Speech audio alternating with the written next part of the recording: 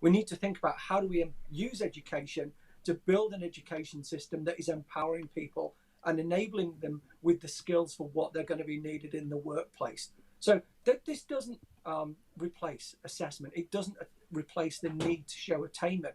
But we need to be looking at how do we enable all children with the skills to continually learn, to be able to globally collaborate, to be able to innovate, to be able to use the tools that they have, to know what technology can do.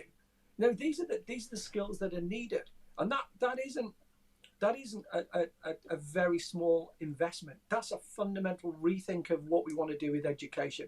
But the other thing which they've both alluded to very quickly, final point, was that the funding to do this is not small, but the benefit of doing this is going to last a generation. It's going to last as long as any infrastructure project on people. We need to, we talk about funding. We need to think first of all about making, not only getting, we talk about broadband, but if you go to many other countries, they're talking about super high speed broadband. Yeah. The fact that we have people without broadband in this age, in a fifth biggest economy in the world, is a disgrace. We need to be getting broadband into homes, particularly at the current climate. We need to make sure that children have access to computing.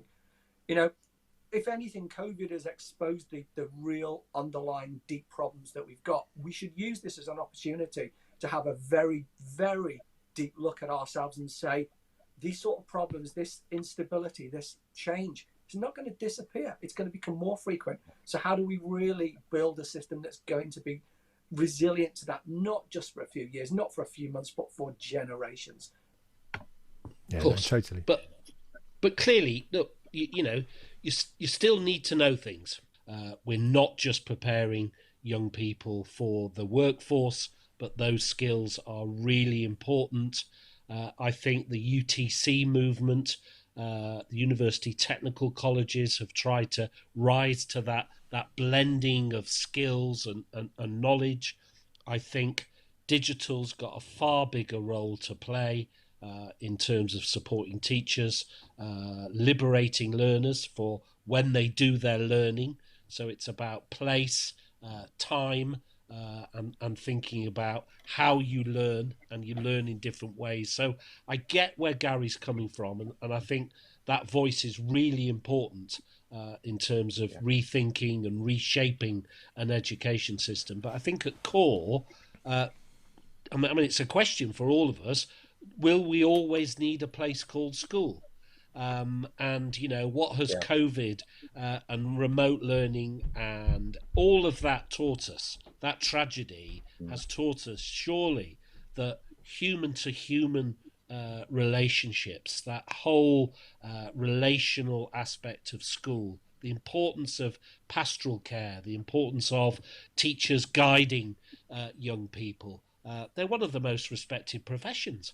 Any society that values education would be valuing its educators. It would not be setting its favourite newspapers to attack teachers. It would not be wanting to embarrass teachers. It would not give teachers 60 bits of guidance in matters of days that flip-flop around the place. It would have clarity about what a school is going to be doing during these difficult times.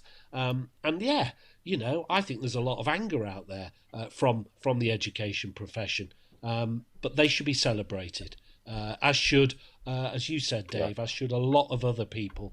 We need to elevate lots of people in terms of what they've done and how they've responded. Is it a new world? Is it a new utopia? Well, maybe not, but maybe we've had a glimpse of doing things in different ways, and maybe, Gary, that glimpse will open the door to different thinking and different relationships.